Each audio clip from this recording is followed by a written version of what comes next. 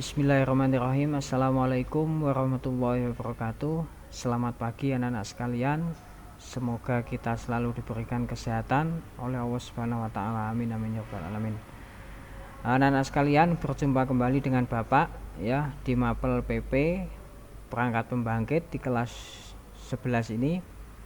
Nah, sebelum kita mulai pembelajaran daring pada pagi hari ini, sejenak kita berdoa semoga apa yang kita pelajari nanti bisa bermanfaat bagi kita semua.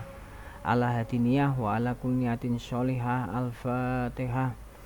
A'udzubillahi minasyaitonirrajim. Bismillahirrahmanirrahim. Alhamdulillahirabbil alamin. Arrahmanirrahim. Maliki yaumiddin. Iyyaka na'budu wa iyyaka nasta'in. Ihdinas siratal mustaqim. Siratal ladzina an'amta 'alaihim ghairil maghdubi 'alaihim waladdallin. Amin. Anak-anak sekalian, sebelum kita lanjutkan materi pada pagi hari ini, sejenak kita mengulang ya materi kita di pertemuan yang lalu tentang pembangkit listrik tenaga bayu atau pembangkit listrik tenaga angin dan pembangkit listrik tenaga air atau PLTA.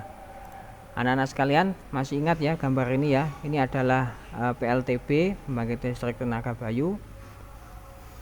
Komponen apa saja anak-anak yang ada di PLTB bisa terlihat di gambar tersebut ya. Jadi ada kincir ya, ada gearbox, ada brake system, ada generator. Nah, fungsi dari komponen-komponen utama dari PLTB ini apa? Nah, yang pertama ada kincir angin. Nah, kincir angin inilah yang nanti akan berputar ya, karena pergerakan angin, karena hembusan angin dia akan berputar ya. Karena kincir angin ini dikoppel dengan generator, sehingga generator berputar, dia akan menghasilkan energi listrik. Nah, komponen yang kedua adalah gearbox. Apa anak-anak fungsi gearbox ini? Gearbox ini adalah untuk menghasilkan putaran yang diinginkan oleh agar sesuai dengan putaran yang diinginkan oleh generator. Jadi gearbox ini adalah perpaduan dari gear ya, yang mana memiliki komposisi tertentu sehingga putaran angin hasilnya nanti bisa disesuaikan dengan perputaran generator. Ya, komponen yang ketiga adalah brake system. Nah, brake system ini adalah berfungsi untuk pengereman. Artinya apa? Kondisi hembusan angin itu tidak menentu anak-anak. Kadang bisa cepat, kadang bisa lambat gitu. Nah, fungsi dari brake system ini adalah jikalau pergerakan angin atau perputaran angin itu hembusannya sangat kencang, sehingga perputaran kincir ini juga akan kencang. Nah, peran dari brake system ini adalah dia akan mengatur atau menghambat perputaran kincir angin tersebut, supaya perputaran tersebut tidak melebihi putaran yang diinginkan oleh generator, sehingga putaran kincir angin ini akan selalu stabil. Walaupun hembusan angin terlalu kencang, perputaran kincir angin ini tetap stabil, sehingga perputaran tersebut bisa disesuaikan dengan perputaran generator. Nah, sampai sini paham ya anak-anak ya untuk PLTB. Nah, selanjutnya adalah PLTA. Nah, ini bagan daripada PLTA. Nah, komponen-komponen apa saja anak-anak yang ada di PLTA, pembangkit listrik tenaga air? Yang pertama adalah waduk atau bendungan, yang kedua adalah pipa pesat, yang ketiga adalah turbin air, dan yang keempat adalah generator. Nah, fungsi dari komponen-komponen di PLTA ini apa? Yang pertama adalah waduk atau bendungan. Fungsi waduk atau bendungan ini adalah untuk menampung air ya. Jadi air itu dibendung sedemikian rupa ya, sehingga air ngumpul menjadi satu karena dibendung itu tadi. Lalu oleh pipa pesat ya, aliran air itu dialirkan melalui pipa pesat, dia akan mendorong turbin sehingga turbin berputar. Karena turbin ini dikoppel dengan generator, sehingga perputaran turbin ini akan menghasilkan putaran generator pula, sehingga generator menghasilkan energi listrik. Nah, sampai sini paham ya anak-anak ya? Oke. Nah, untuk selanjutnya anak-anak, untuk pertemuan hari ini ya, pertemuan hari ini Bapak akan menjelaskan kepada kalian tentang prinsip kerja dari PLTS atau pembangkit listrik tenaga surya. Ini merupakan rangkaian dari materi yang Bapak berikan mulai dari minggu kemarin sampai minggu ini tentang penggunaan pembangkit listrik yang menggunakan energi terbarukan atau energi yang ada di alam dan tidak akan habis jikalau kita gunakan.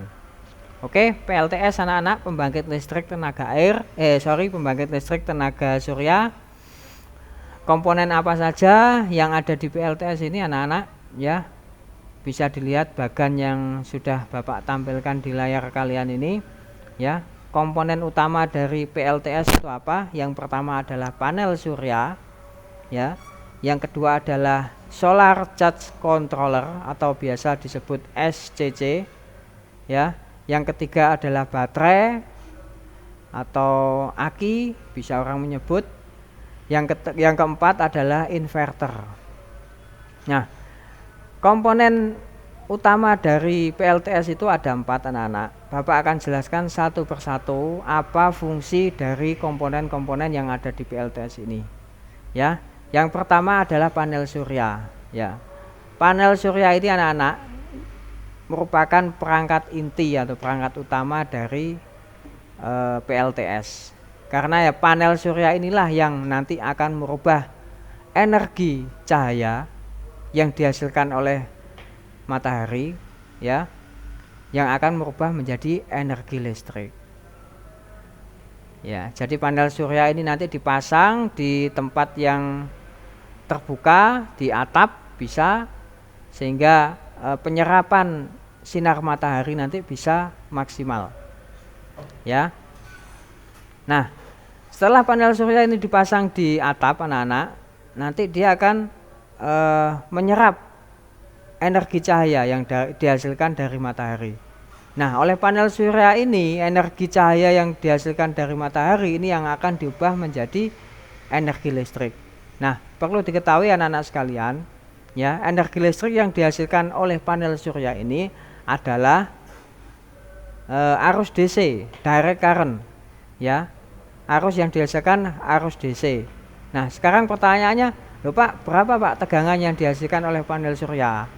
Nah, tegangan yang dihasilkan oleh panel surya itu beraneka ragam ya, tergantung dari spesifikasi daripada panel surya tersebut. Mungkin tegangan yang bisa dihasilkan ada 12 volt, ada 18 volt, ada 25 volt, tergantung dari spesifikasi panel surya tersebut. Nah, sampai sini paham ya anak-anak ya, apa fungsi dari panel surya? Nah, kalau sudah paham, Bapak lanjutkan. Komponen PLTS yang kedua adalah solar charge controller atau orang menyebut SCC. Anak-anak sekalian, apa fungsi dari SCC ini ya? Dari salah satu fungsi dari SCC ini adalah untuk mengontrol ya, untuk mengontrol tegangan yang dihasilkan oleh panel surya ya. Berapa tegangan yang dihasilkan oleh panel surya itu nanti bisa terbaca di SCC ini. Nah, fungsi yang kedua adalah mengontrol ya. Jadi mengontrol apa gitu loh. Nah, ini nanti fungsi dari SCC itu tadi adalah dia mengontrol tegangan yang dihasilkan oleh panel surya.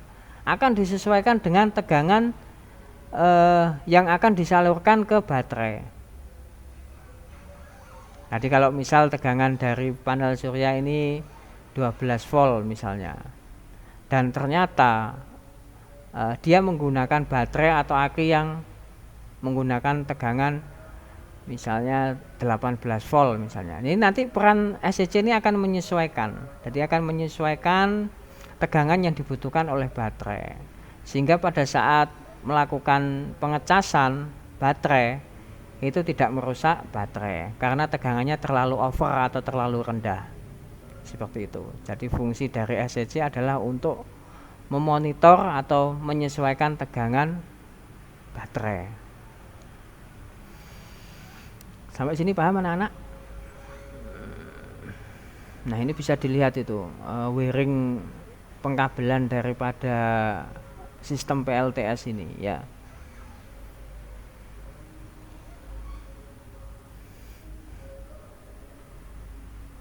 Bapak lanjutkan ya. Ya.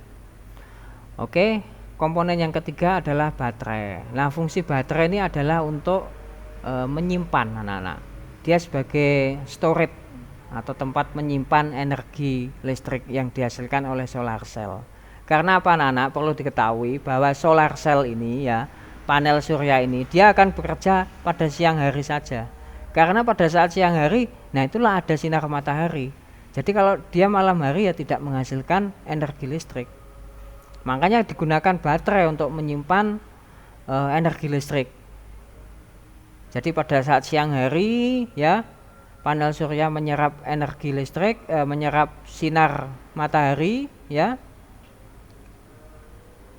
lalu diubah menjadi energi listrik dan lalu disimpan di baterai. Jadi fungsi baterai ini adalah untuk menyimpan energi listrik. Ya, jadi kalau panel surya di malam hari dia tidak menghasilkan energi listrik. Jadi pada saat siang hari ya, terik matahari, panas matahari ya diserap oleh panel surya dan menghasilkan listrik, disimpan di baterai. Nah, paham ya sampai sini ya? Nah, anak-anak ya, komponen yang keempat selanjutnya adalah inverter. Apa fungsi inverter anak-anak? Inverter adalah alat yang digunakan untuk merubah energi listrik AC atau tegangan tegangan DC dirubah menjadi tegangan AC. Nah, fungsi inverter inilah anak-anak sekalian, sehingga hasil energi listrik yang dihasilkan itu bisa digunakan untuk mensuplai kebutuhan listrik yang ada di rumah. Kan anak-anak tahu sekalian kan, anak-anak tahu kan bahwasanya perangkat listrik yang ada di rumah kita itu rata-rata dan hampir semuanya itu menggunakan tegangan AC 220 volt AC. Nah, supaya hasil listrik yang dihasilkan oleh PLTS ini supaya bisa digunakan, makanya dipasang alat yang namanya inverter ini. Jadi dia merubah tegangan yang dihasilkan oleh baterai yaitu tegangan DC ya. Oleh inverter tegangan itu akan dirubah menjadi tegangan AC. Nah, output dari inverter inilah nanti ya, tegangan itu bisa dikonsumsi oleh peralatan yang ada di rumah kita. Bisa televisi, lampu, setrika, kipas angin, dan yang lain-lain. Sampai sini paham ya anak-anak?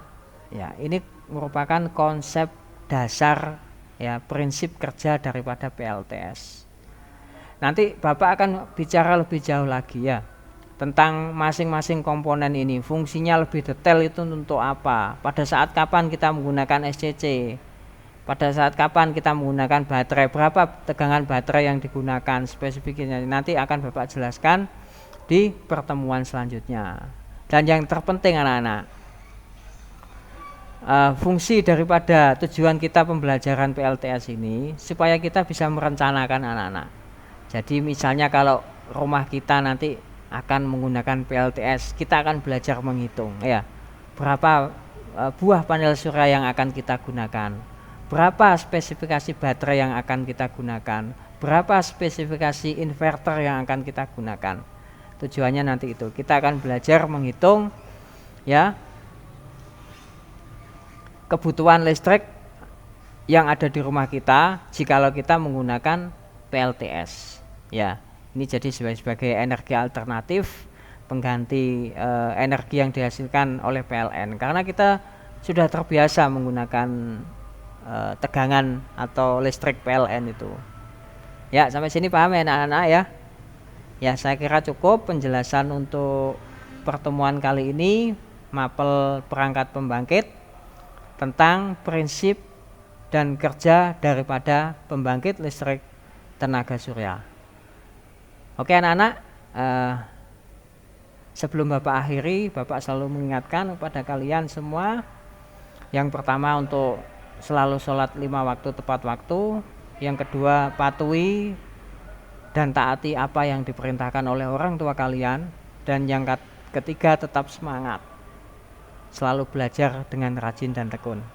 Mungkin itu saja Bapak, anak-anak sekalian yang Bapak sampaikan materi pada hari ini. Sampai berjumpa kembali di pertemuan selanjutnya. Bapak akhiri, wassalamualaikum warahmatullahi wabarakatuh.